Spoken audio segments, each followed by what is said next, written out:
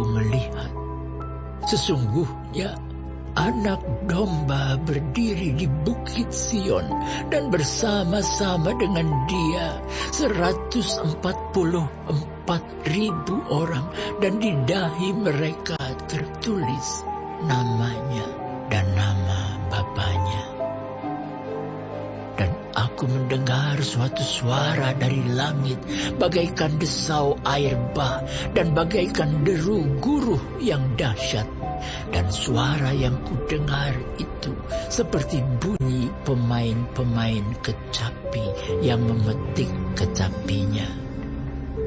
Mereka menyanyikan suatu nyanyian baru di hadapan takhta dan di depan keempat makhluk dan tua-tua itu, dan tidak seorang pun yang dapat mempelajari nyanyian itu selain daripada 144.000 orang yang telah ditebus dari bumi itu.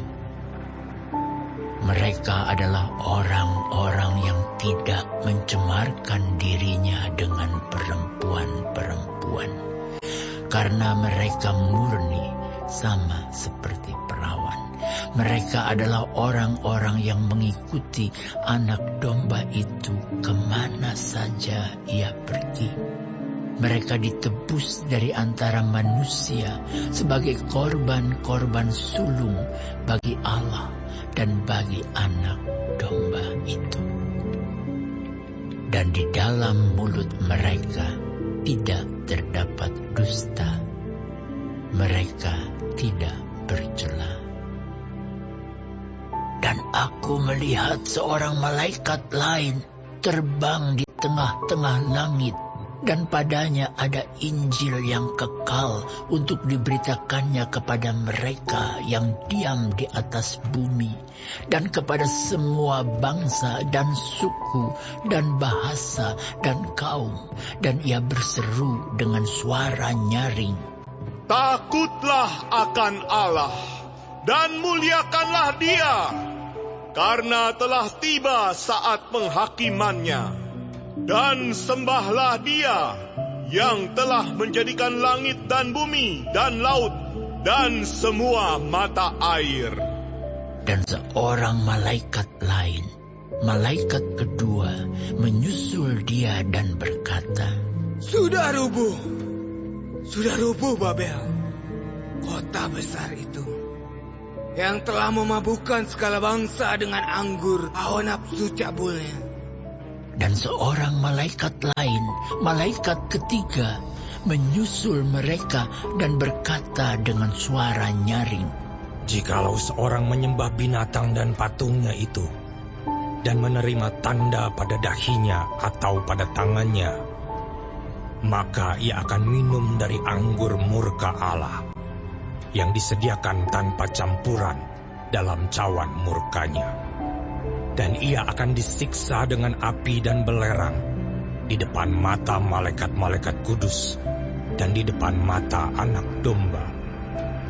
Maka asap api yang menyiksa mereka itu naik ke atas sampai selama-lamanya. Dan siang malam mereka tidak henti-hentinya disiksa, yaitu mereka yang menyembah binatang serta patungnya itu, dan barang siapa yang telah menerima tanda namanya." Yang penting di sini ialah ketekunan orang-orang kudus yang menuruti perintah Allah dan iman kepada Yesus. Dan aku mendengar suara dari sorga berkata, "Tuliskan, berbahagialah orang-orang mati yang mati dalam Tuhan sejak sekarang ini. Sungguh," kata Roh, "supaya mereka boleh beristirahat dari jerih lelah mereka, karena segala perbuatan mereka menyertai mereka." Dan aku melihat, sesungguhnya ada suatu awan putih, dan di atas awan itu duduk seorang seperti Anak Manusia dengan sebuah mahkota emas di atas kepalanya, dan sebilah sabit tajam di tangannya. Maka keluar keluarlah seorang malaikat lain dari bait suci. Dan ia berseru dengan suara nyaring kepada dia yang duduk di atas awan itu. Ayunkanlah sabitmu itu dan tuailah, karena sudah tiba saatnya untuk menuai, sebab tuaian di bumi sudah masak. Dan ia yang duduk di atas awan itu mengayunkan sabitnya ke atas bumi, dan bumi pun dituailah. Dan seorang malaikat lain keluar dari bait suci yang di sorga. Juga padanya ada sebilah sabit tajam. Dan seorang malaikat lain datang dari Mesbah. Ia berkuasa atas api, dan ia berseru dengan suara nyaring kepada malaikat yang memegang sabit tajam itu. Katanya, ayunkanlah sabitmu yang tajam itu, dan potonglah buah-buah pohon anggur di bumi, karena buahnya sudah masak. Lalu malaikat itu mengayunkan sabitnya ke atas bumi, dan memotong buah pohon anggur di bumi, dan melemparkannya ke dalam ilangan besar, yaitu murka Allah.